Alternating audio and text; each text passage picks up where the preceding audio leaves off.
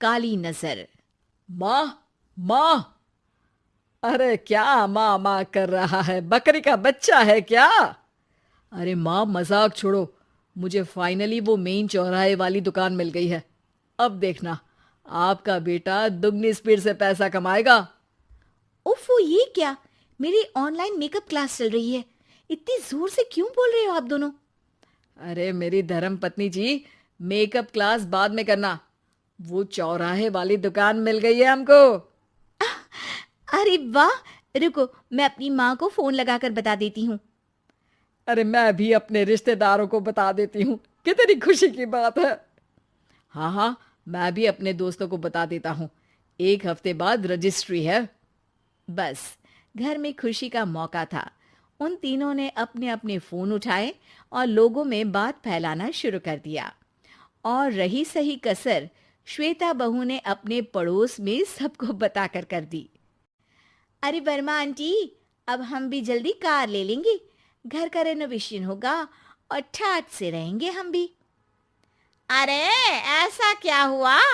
Lottery बाटरी लग गई है क्या? अरे, इस बार चौराहे वाली मॉल में हमको भी दुकान मिल गई है। दुकान नंबर 21, जो एकदम चौराहे पर है। अब ग्राहक बढ़ेंगे तो आमदनी भी बढ़ेगी ही ना। अरे वाह, कितनी खुशी की बात है। मैं बहुत खुश हूँ तुम्हें इतना खुश देख के। बाकी एक बात कहूँ, सबको मत बताते फिरना।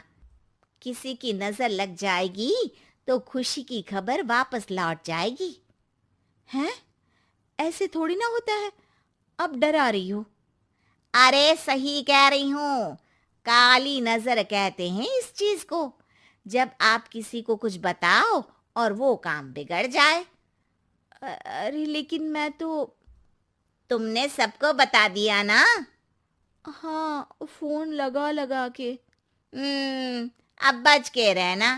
काली नजर बड़ी खतरनाक होती है। श्वेता इतनी खुश रहती है कि वो वर्मा आंटी की बात पर ध्यान ही नहीं देती, जबकि पड़ोस में और भी लोगों से खुशी की खबर शेयर करती रहती है। अगले दिन राजेश बहुत दुखी होकर घर आता है। अरे बेटा, क्या हुआ? मुंह क्यों सूजा हुआ है? मधुमक्खी ने काट लिया क्या? माँ, वो दुकान किसी और के पास चली गई। किसी ने ज्यादा भाव लगा दिया। अरे पर बात तो आपसे हुई थी ना उस दुकान वाले की। हाँ, आज मैं टोकन अमाउंट देने गया था, तब मुझे पता चला। कोई आकर सुबह मुझसे पहले ही ज्यादा अमाउंट दे गया। हम्म, काली नजर। क्या? क्या कहा? वर्मा आंटी ने समझाया था कि किसी को बताना मत, वरना काली नजर लग जाएगी। अच्छा, तुम्हें उनकी बात मान लेनी चाहिए थी। उनकी बात मान लेती, लेकिन उसके पहले ही सबको बता चुके थे ना हम तीनों। अरे अगली बार से ध्यान रखेंगे। कोई भी नई चीज होगी तो किसी को नहीं बताएंगे। तीनों कुछ दिन ऐसे ही रहते हैं, पर एक दिन श्वेता को एक मेल आता है। राजेश, मेरा ऑनलाइन मेकअप कोर्स कंप्लीट हो गया। अब मैं खुद का पार्लर खोल सकती हूँ। अरे वाह, अपने मोहल्ले में ही खोलते हैं। ये जो घर के सामने दुकान है ना, वहीं। हाँ, यहाँ सस्ती भी मिल जाएगी। अगले दिन श्वेता वर्मा आंटी के पास जाती है, मिठाई का डब्बा लेकर। अरे आओ आओ, कैसे आना हुआ? जोर से नहीं बोलूंगी। वो सामने वाली दुकान है ना, वहां मैं अपनी पार्लर की दुकान खोलने वाली हूँ। उसकी मिठाई है। अरे वाह, बहुत बधाई हो तुमको। हाँ, मैं कमाने लगूंगी तो राजेश पर पूरे घर का बोझ नहीं रहेगा ना आंटी जी। ये तो है। पर ये बता कि तूने ये बात किसी और को तो नहीं बताई ना? अरे नहीं नहीं, पिछली बार गलती कर दी थी। काली नजर लगी किसी की और राजेश के हाथ से वो दुकान चली गई थी। सबको मत बताना। चलो मैं चलती हूँ, कल दुकान की बात करने भी तो जाना है। अगले दिन श्वेता दुकान के लिए मालिक से बात करने जाती है। अरे लेकिन दुकान तो हम कल रात को ही किसी को दे चुके हैं। कल ही? हाँ, कल ही। 2 दिन बाद कोई यहाँ पार्लर भी खोल लेगा। अब कहीं और दुकान देख लीजिए। अरे पर हमको भी तो पार्लर ही खोलना था। हाँ भाई, ये एक ही दुकान है, आधी आधी तो नहीं दे सकता ना मैं। राजेश और श्वेता घर पर हताश होकर आ जाते हैं। इस बार तो किसी को बताया भी नहीं था, अब किसकी काली नजर लग सकती है। सुनो, तुमने माँ को बताया था क्या? अरे कैसी बात कर रही हो? माँ की नजर थोड़ी ना लगेगी। पक्का तुमने किसी को नहीं बताया था ना? सिर्फ वर्मा आंटी को बताया था, उन्होंने ही मुझे किसी को नहीं बताने को कहा। अरे यार, तुम भी सही हो। मेरी माँ को नहीं बताने को कह रही हो, पर वर्मा आंटी को बताना तुम्हें जरूरी लगा। अरे वर्मा आंटी ने ही तो काली नजर के बारे में बताया था ना, वो हमेशा हमारा भला ही तो चाहती हैं। मेरी माँ भी हमारा भला ही चाहती है। अरे पर चिल्ला क्यों रहे हो? बात नहीं कर सकते क्या आराम से? नहीं आता वो आराम से बात करना, और करना भी नहीं चाहता हूं मैं।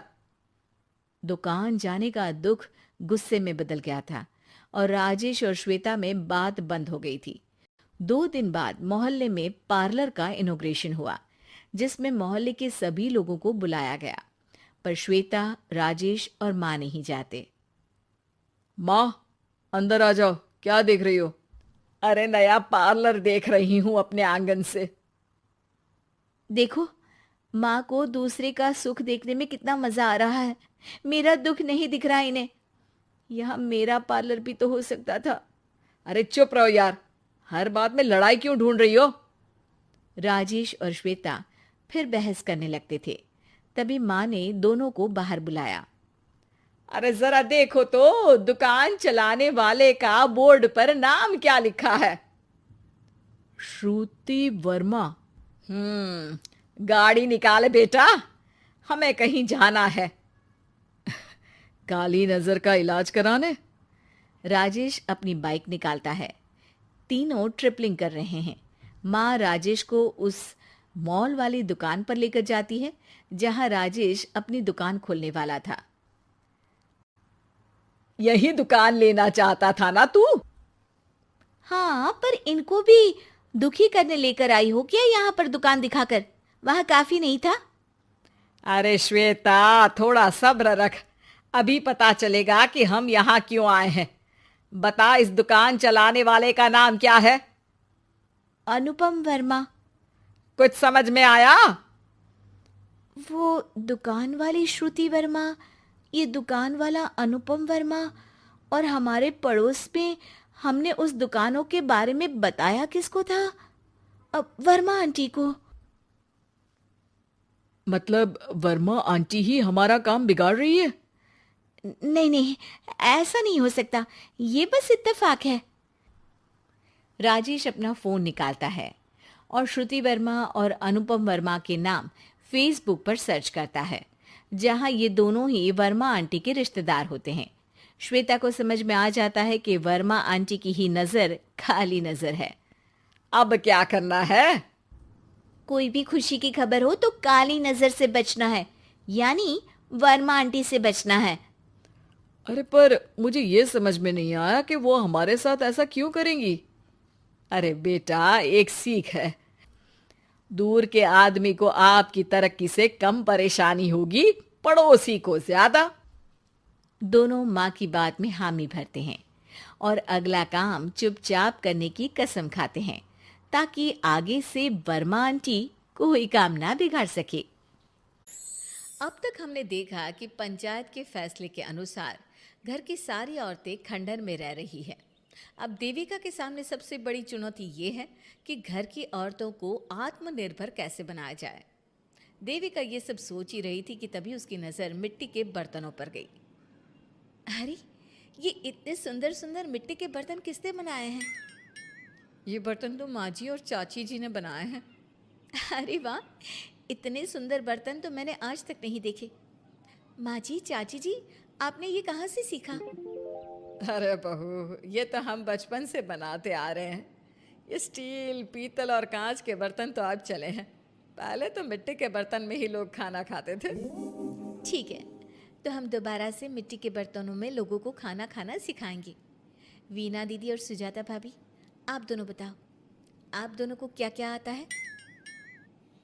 मुझे तो खाना अच्छा बनाना आता है, बस खाना बनाने के अलावा मैंने कभी कुछ किया ही नहीं।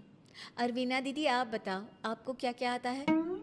पता नहीं, मैंने बचपन से यही सुना है कि लड़कियों को ये नहीं करना चाहिए, लड़कियों को वो नहीं करना चाहिए, इसलिए मैंने कभी कुछ किया ही नहीं।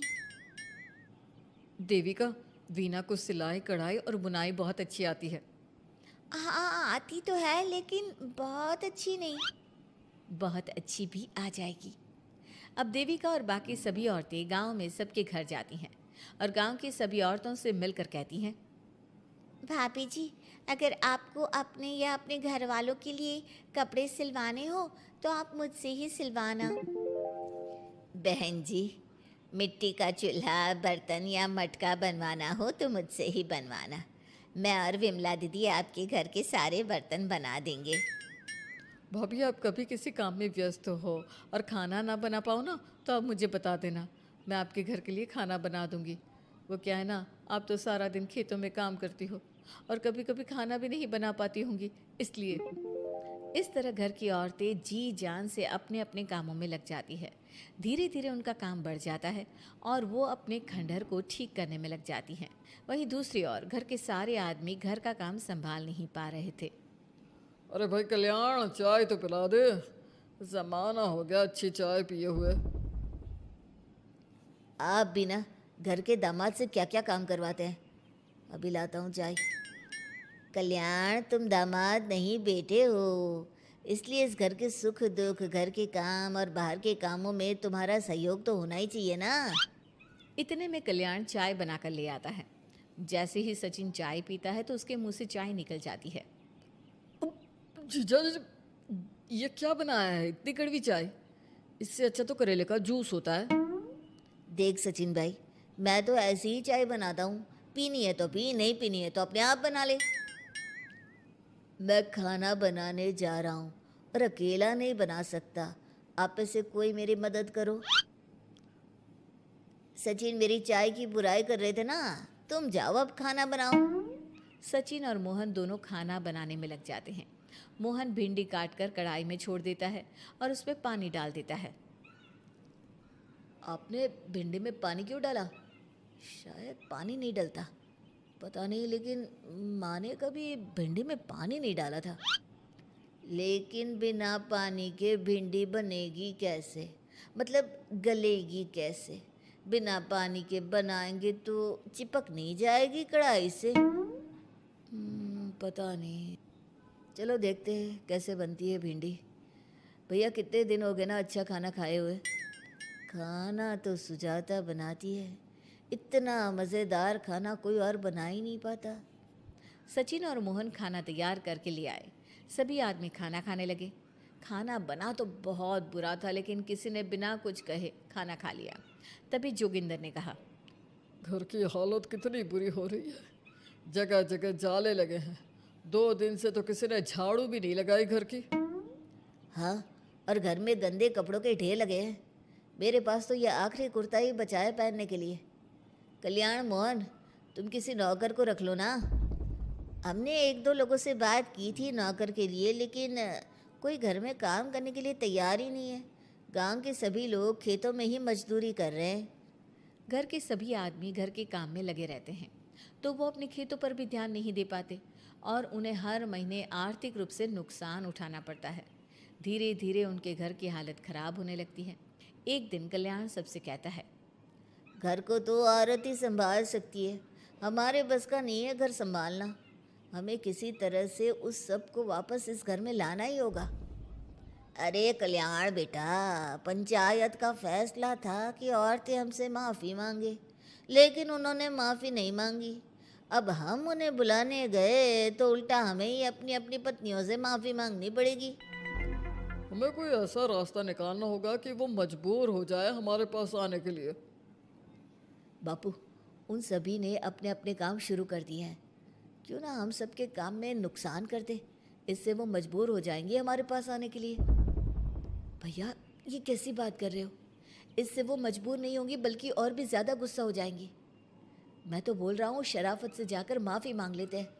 मुझे यकीन है कोई माफ़ करे ना करे, माँ तो ज़रूर हमें माफ़ कर देंगी। नहीं सचिन, अगर हमने माफ़ी मांगी तो ये सारी औरतें हमारे सर पर चढ़कर नाचेंगी।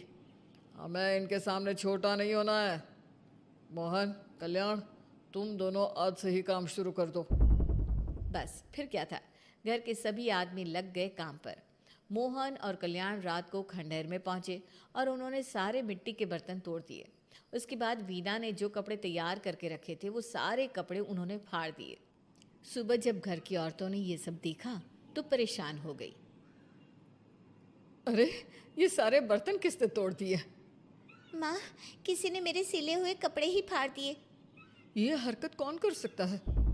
और कौन करेगा भाभी, ये सब उन आदमियों की हरकत है।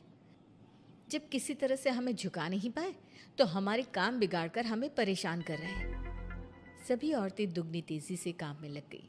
उन्होंने दिन रात मेहनत की और उस खंडहर को महल की तरह बना दिया।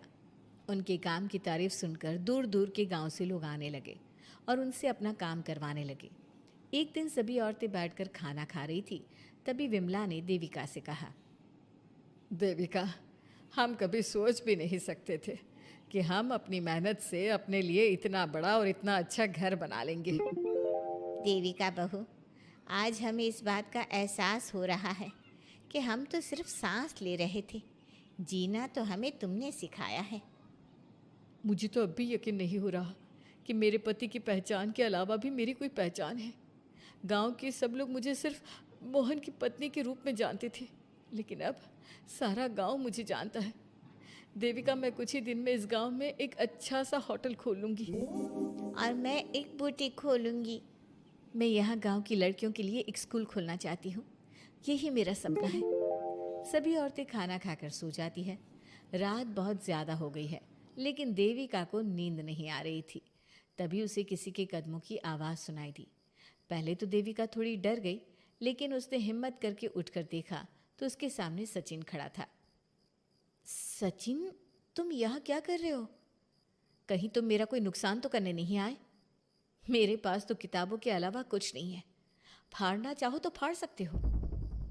देविका, मैं तुम्हारा कोई नुकसान करने नहीं आया हूँ, बस तुमसे माफ़ी मांगने आया हूँ। क्या? रात के अंधेरे में चोरों की तरह तुम मुझसे माफ़ी मांगने आए हो? प्लीज़ देविका, माँ और चाची को समझाओ कि वो बापू और चाचा जी से माफ़ी मांग ले और तुम सबको लेकर घर आ जाए। सचिन, तुम भी तो अपने बापू और चाचा को अपने साथ ला सकते थे ना, और माँ और चाची से माफ़ी मंगवा सकते थे ना। प्लीज़ देविका, मुझे माफ़ कर दो और घर चलो। कैसे माफ़ कर दूँ सचिन? तुमने मुझे मरने के लिए छोड़ दिया। अगर माँ और चाची हिम्मत करके मुझे अस्पताल ना ले जाती तो आज मैं और मेरा बच्चा जिंदा ना होते। ना तुम मुझे अस्पताल में देखने आए और ना ही अस्पताल से आने के बाद मेरा हाल चाल पूछा। मुझे तो छोड़ो, तुमने अपने बच्चे का चेहरा तक नहीं देखा, और तुम मुझसे उम्मीद कर रहे हो कि मैं तुम्हें माफ़ कर दूँ? कभी नहीं सचिन। देखो देविका, हम सबको बहुत नुकसान हो रहा है। घर के काम की वजह से हम बाहर के काम पर ध्यान नहीं दे पा रहे। घर और जिंदगी दोनों अस्त व्यस्त है। वो इसलिए कि तुम सब आदमी संगठित नहीं हो। अपना दिमाग और ऊर्जा हमें परेशान करने में लगा रहे हो, और हम औरतें संगठित हैं। हम अपना दिमाग और ऊर्जा अपनी प्रगति में लगा रहे हैं। इसलिए हमने खंडहर को भी महल की तरह कर दिया, और तुम्हारी हवेली खंडहर की तरह लगती है। सचिन देविका से बार बार माफ़ी मांग रहा है। क्या सचिन को अपनी गलती का सच में पछतावा है, या फिर ये घर के आदमियों की कोई नई चाल है? ये जानने के लिए आपको हमारे आने वाले एपिसोड का इंतज़ार करना होगा। और हाँ, कमेंट करके हमें ये भी ज़रूर बताइए कि क्या देविका को सचिन को माफ़ कर देना चाहिए? क्या उसे सब कुछ भूल कर सचिन के साथ अपना घर बसाना चाहिए, या फिर सचिन को भूल जाना चाहिए?